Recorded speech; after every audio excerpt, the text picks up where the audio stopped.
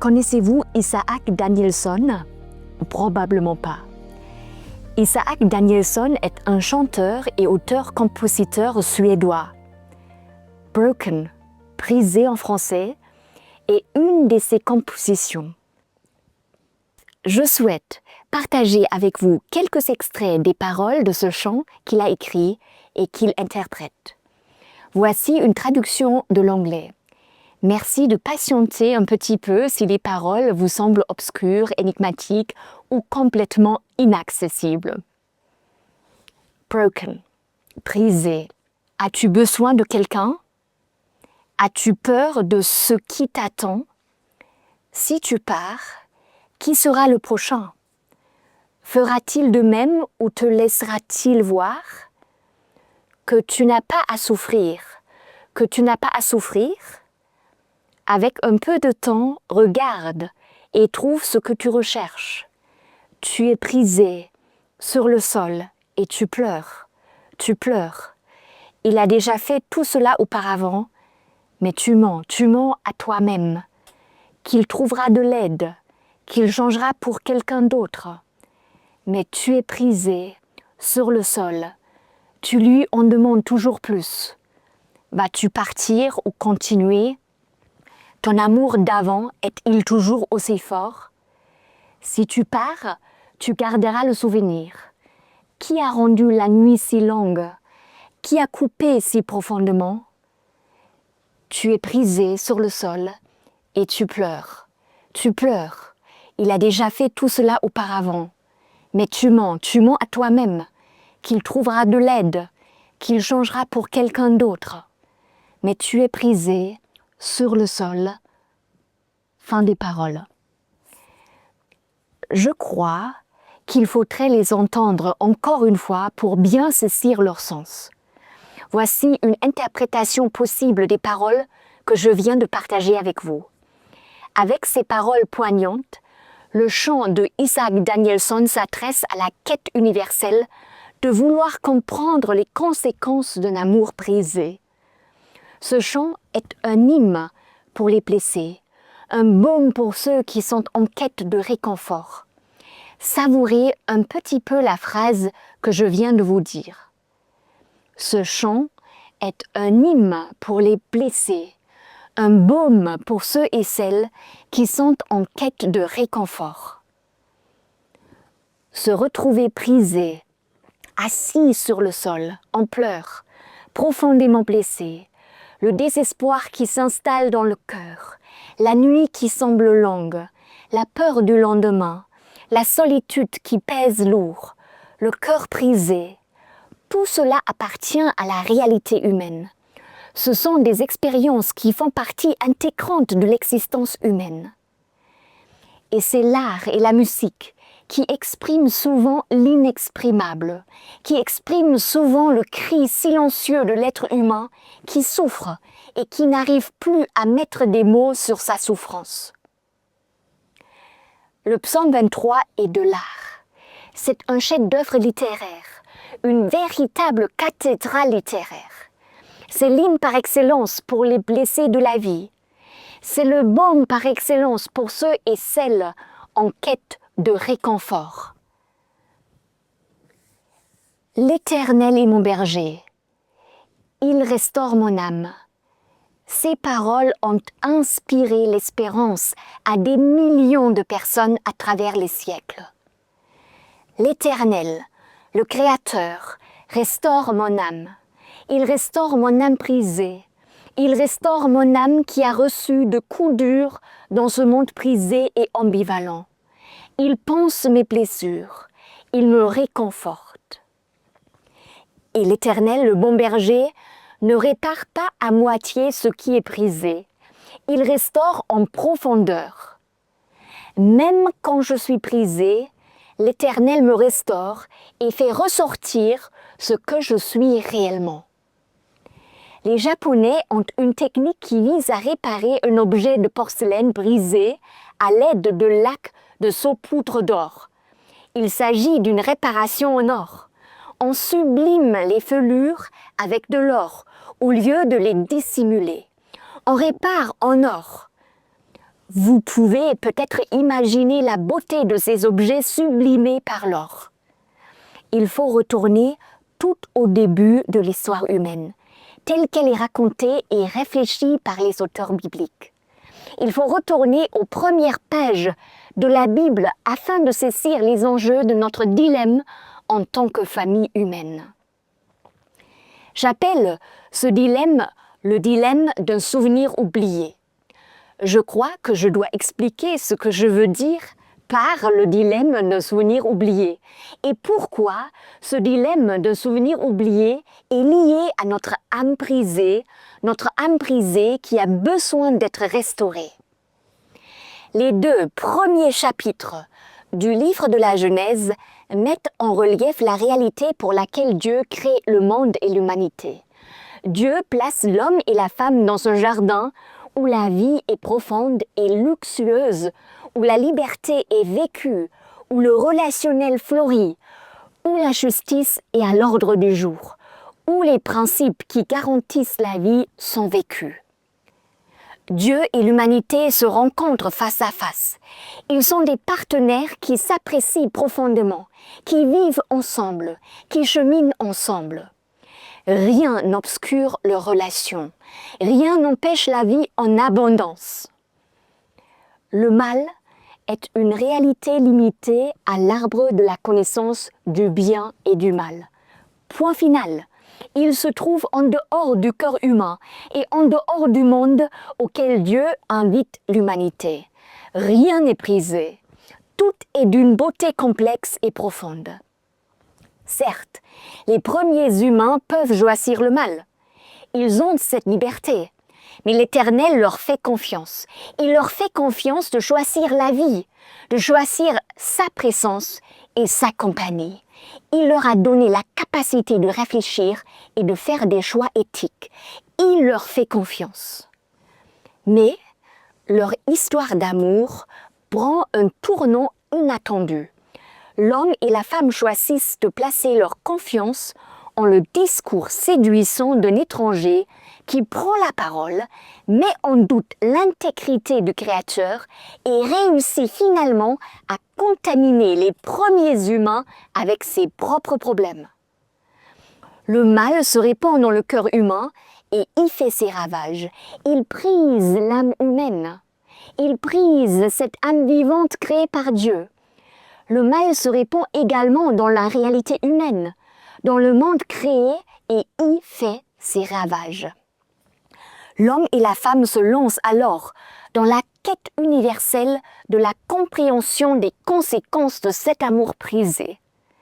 Il y a beaucoup de choses qui se brisent lorsque le mal fait son entrée triomphale dans la réalité humaine. L'amour véritable est brisé. Il est contaminé par l'égoïsme et le narcissisme. La vraie liberté est brisée. Toutes les dépendances possibles entrent dans l'existence humaine.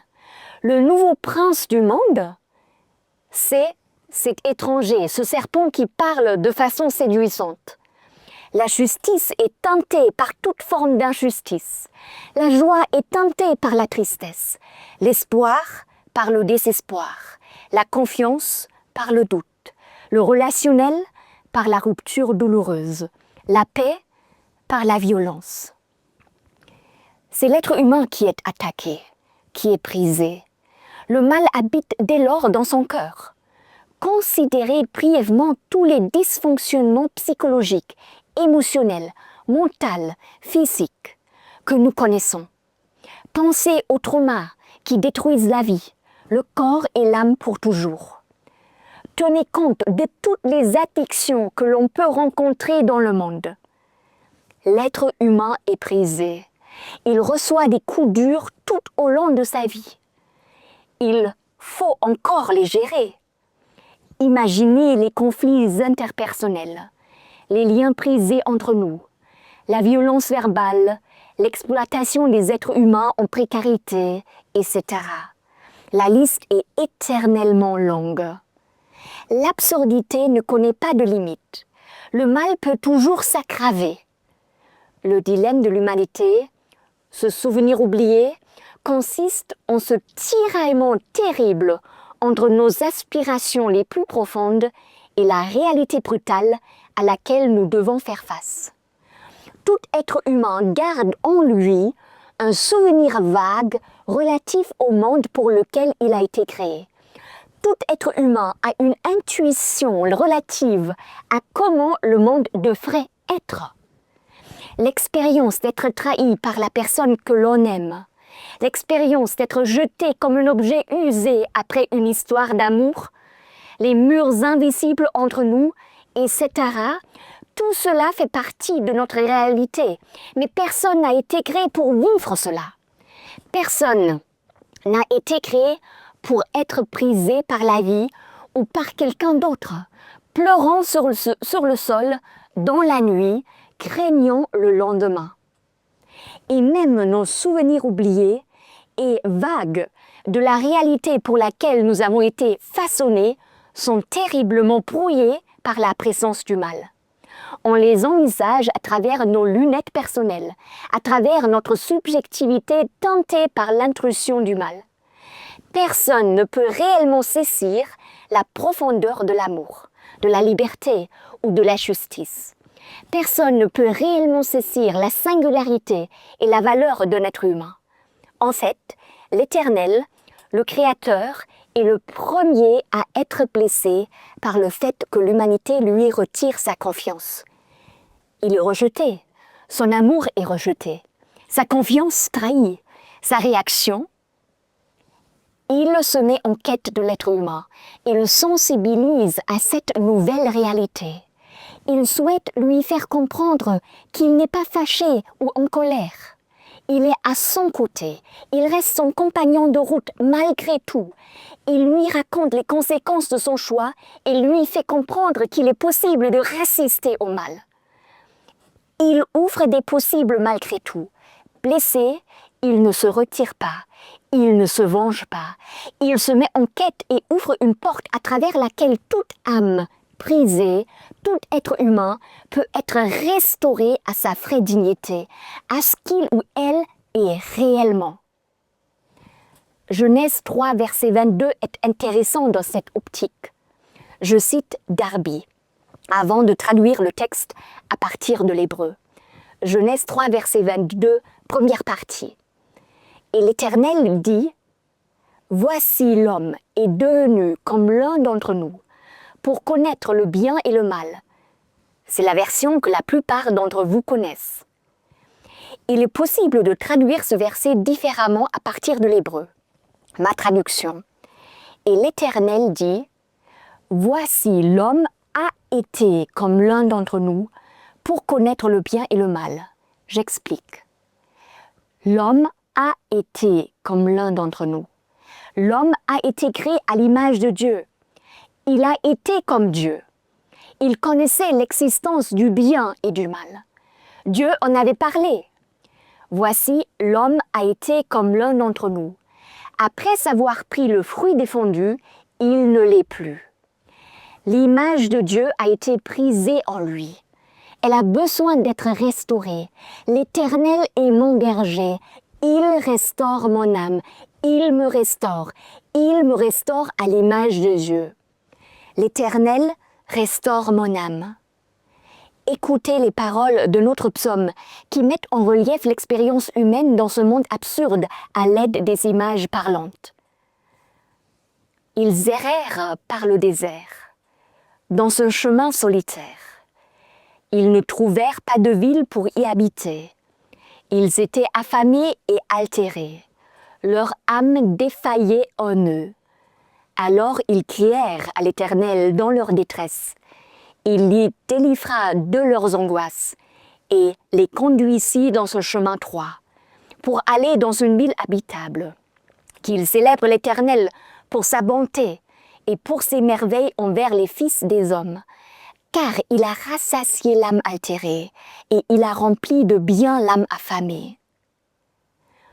En fait, le projet de Dieu consiste à restaurer l'âme, à restaurer l'être humain à l'image de Dieu, pour que ce dernier puisse trouver la vraie vie, son vrai soi, malgré un monde brisé et ambivalent. Et Dieu ne répare pas à moitié. Il restaure en profondeur. Il dit que tout être humain peut être une nouvelle créature, être ce qu'il ou elle est réellement. En fait, Dieu nous rappelle ce souvenir oublié en venant dans notre réalité brisée. La lettre aux Colossiens dit que le Christ est l'image du Dieu invisible. Le Christ nous rappelle ce souvenir oublié. Nous avons été créés à l'image de Dieu. Le Christ est l'image du Dieu invisible. Il nous révèle le visage de Dieu. Il s'adresse à notre dilemme. Il est l'archétype de l'humanité. Il incarne l'amour véritable, la vraie liberté, la justice, la dignité humaine dans ce monde brisé. Il nous rappelle ce souvenir oublié, notre dignité, notre destinée, nos vrais désirs, nos vraies aspirations. En fait, la lettre aux Colossiens déclare sans équivoque que tout être humain, toute âme brisée par la vie est destinée à être renouvelée en connaissance selon l'image de celui qui l'a créé. Tout être humain, sans exception. Savourez ces mots.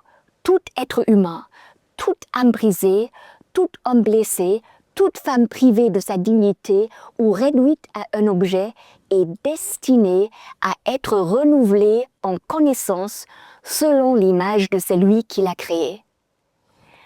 L'Éternel est mon berger, il restaure mon âme. Il va de soi que nous sommes libres de choisir d'être renouvelés. Dieu ne force personne, il est là. En fait, le salut implique le libre arbitre de l'être humain, qui est invité à se repentir, à revêtir le nouvel homme, à renoncer à tout ce qui détruit la vie et la liberté. La lettre aux Colossiens précise « Renoncez, vous aussi, à toutes ces choses, colère, courroux, malice, injure, paroles honteuses, les affections déréglées, la mauvaise convoitise, la cupidité, qui est de l'idolâtrie. Gardons à l'esprit que toutes ces choses nous rendent esclaves, nous rendent malheureux, dépendants, tristes. Nous ne perdons rien en les renonçant, rien, nous gagnons seulement la vie. Gardons également à l'esprit que Dieu ne répare pas à moitié. Il restaure en profondeur. Il ne s'occupe pas des symptômes, il s'occupe de la racine du problème. Je suis tout à fait consciente du fait que chacun et chacune d'entre nous a sa propre histoire, sa propre personnalité, ses failles et ses brèches. Ce monde nous a forgés, tous, sans exception. Le psaume 23 nous invite à une réflexion profonde sur nous, sur notre histoire, sur notre monde, sur l'Éternel et notre destinée. L'être humain est hyper complexe. Tout homme et toute femme demeure un mystère que personne ne peut comprendre à 100%. C'est Dieu qui détient la clé de leur mystère. L'Éternel est mon berger, il restaure mon âme, il s'occupe personnellement de moi, il connaît ma biographie, mes points faibles et mes points forts. Il lit les dernières sabines de mon cœur. Il désire restaurer mon âme, me guérir, penser mes blessures, me faire grandir à travers la vie réelle de tous les jours. Lors de la Pâque, il y a fort longtemps, probablement le 7 avril 30 à Jérusalem, le bon berger, l'Éternel, le Christ est détruit. Le Christ, l'image du Dieu invisible qui nous rappelle notre dignité en tant que créature, créée à l'image de Dieu, est mise à mort. Cloué à une croix maudite, tranché de la vie, il donne sa vie pour la reprendre. Il meurt pour ressusciter. Sa vie est restaurée. La mort n'a pas le dernier mot sur lui. La mort ne peut pas le retenir. Il est le prince de la vie. Il est la source de la vie. Il donne sa vie pour que tout être humain puisse être restauré à sa vraie dignité. Il meurt pour que toute âme brisée et blessée peut être guérie. Peu avant sa mort, la foule qui désire qu'il meure est placée devant un choix énorme. Elle peut choisir entre Barabbas et le Christ, deux prisonniers condamnés à mort. Le prisonnier choisi sera libéré grâce à ce choix. La foule choisit Barabbas. La foule choisit un meurtrier, sans hésitation. Elle choisit ses chemins mortifères. Grand paradoxe qui se poursuit jusqu'à l'heure actuelle. L'être humain a tendance à choisir Barabbas au lieu du Christ. Soit l'être humain s'autodétruit, soit l'être humain détruit autrui. Sur les chemins mortifères. Mais l'invitation reste intacte. Choisis le chemin de la vie. On peut encore choisir le Christ, le prince de la vie, pour sortir définitivement de ce cercle vicieux, même si tout le passé a été vécu sous la bannière de Barabbas, en rébellion, dans les chemins de la mort, en s'autodétruisant ou en détruisant les autres. Il y a une espérance. Il y a une phrase phare qui résonne à travers les siècles. L'Éternel est mon berger, il restaure mon âme. Le passé n'a pas le dernier mot sur moi.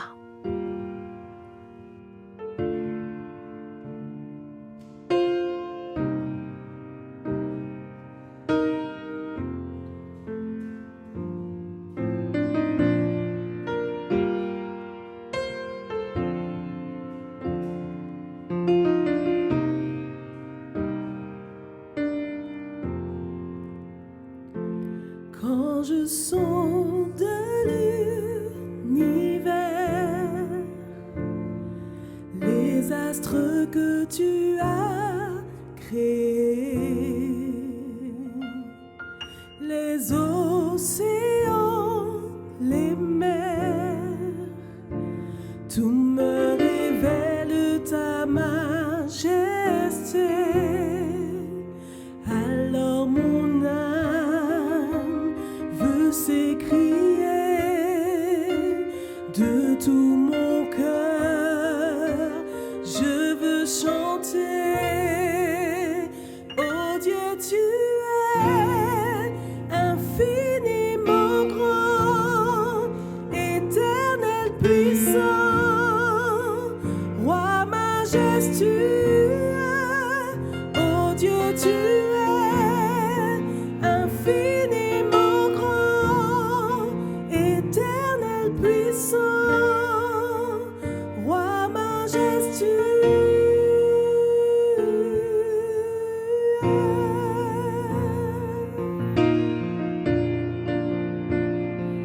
Quand je songe que tu m'as fait, que tu t'es révélé à moi,